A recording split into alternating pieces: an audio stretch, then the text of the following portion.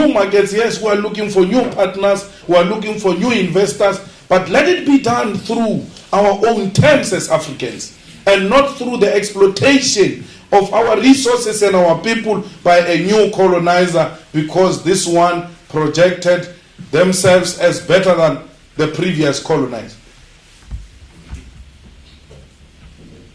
What is even more painful in South Africa, we are told to learn that Chinese language, Mandarin. You are coming into my house, and you tell me I must learn your language, and you came into my house. Visitors must always be humble. It's always a nice thing to learn a new language and many languages, but to just be told you are going to learn my language, let it be voluntary.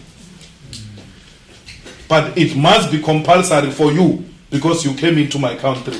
You're looking for something, you're looking for my minerals, you're looking for my land. I've got a beautiful land, but I can't hear you. What are you looking for?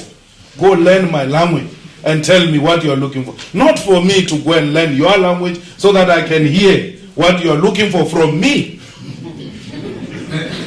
It can't be. It has to come to an end. Africa cannot permanently be a subject of superpowers. It has to take its rightful place. It has to fight for its rightful place in the international politics, in the international economy. People must look the direction of Africa for solutions, because we've got the best thinkers. So the EFF is about that. That's what we're trying to spread in Africa. It's so painful to see that there are still African states that pay colonial tax to France. Yes. Till to date. They have their reserve banks in France. And we are told that if we're to withdraw those reserve banks in France and withdraw the colonial tax, France will collapse. Because France is what it is because of that colonial tax and the reserve banks that are there from African state. Where is the African leadership to agitate for such change and say, let's show them that they are not better than us.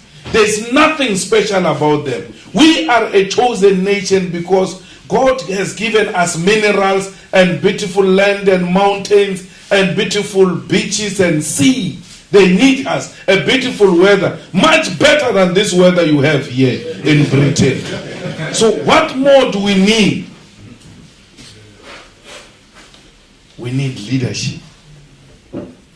Where is the leadership to tell these African states, stop paying and let's see what will happen? African leadership must rise now and say to those who are paying colonial tax and those who still sing about the Queen in their national